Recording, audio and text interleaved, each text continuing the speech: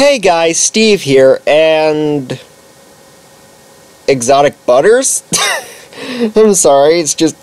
I have no idea what to make of this. Anyway, in all seriousness, this is of course Fazbear's Fright, the fan film. The sequel to Liam Gartland-Neiman's Five Nights at Freddy's, the fan film. He just uploaded this at the time I'm recording this, and... Is it as good as the first film? Eh? I'm sorry, it's just... I have no idea what the heck I just watched. Alright, let's get to the story. So, it's been roughly 20 years since the first movie. Mike Schmidt's daughter, Jamie, has returned to Hurricane, Utah in search of her father.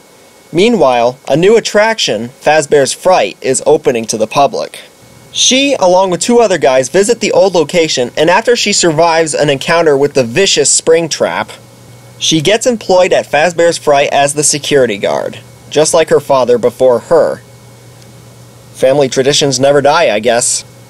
So after that, it's tons of paper play, Balloon Boy, Immortal and Restless, and a very bizarre change of pace 42 minutes into the film.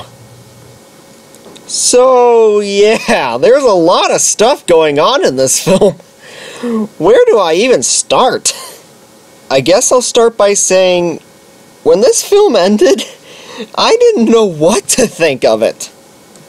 Now, it's not bad. Let me clarify that. I don't think this film is bad, by any means.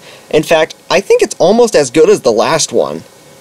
I just don't know what to say. The film just has a lot of really, really weird moments that leave me speechless. One of them is the paper plate scene. I mean, just watch. I don't know whether to laugh or be horrified. There's also this scene where all the plush toys suddenly get up and stare right at Jamie. What the heck? Okay, I've gotten all the weird stuff out of the way. Now let's look at all the good stuff in this film. Once again, the costumes, while they do have their goofy moments, look great. Especially Balloon Boy.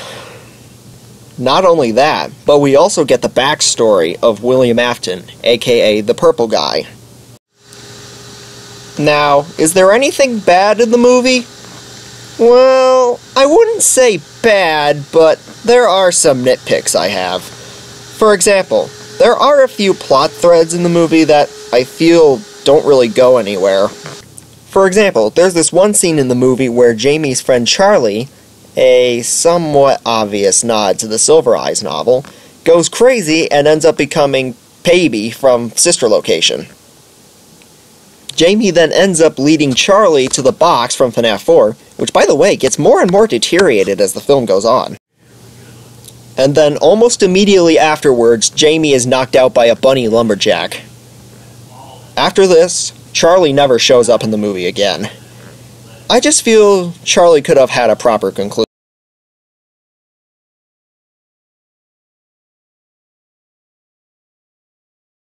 Alright, so after a heartwarming family reunion, Jamie then ends up in what I can only assume to be the spiritual world as she sees the events of the 8-bit cutscenes in Five Nights at Freddy's 4 play out.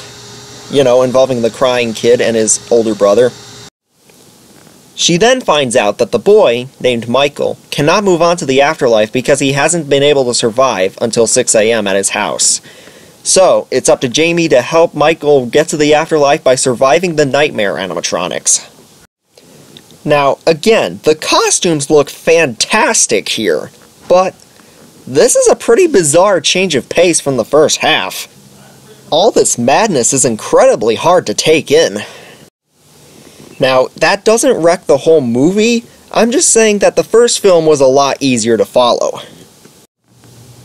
Alright, the final nitpick I have with this movie is, well, it's called Fazbear's Fright, the fan film, right? Well, Fazbear's Fright is completely gone from the second half of the movie, and doesn't show up again till the very end when it burns down. The thing is, during that second half, I almost felt like I was in a completely different fan film. I'm just pointing that out there because I just felt it was a little odd. But overall, Fazbear's Fright the fan film was a good sequel. The characters are still interesting, the animatronics, while goofy at times, are still a major threat, and the story, while it was confusing, I at least wanted to know what was going to happen in the end. I'll give this movie an 8.5 out of 10.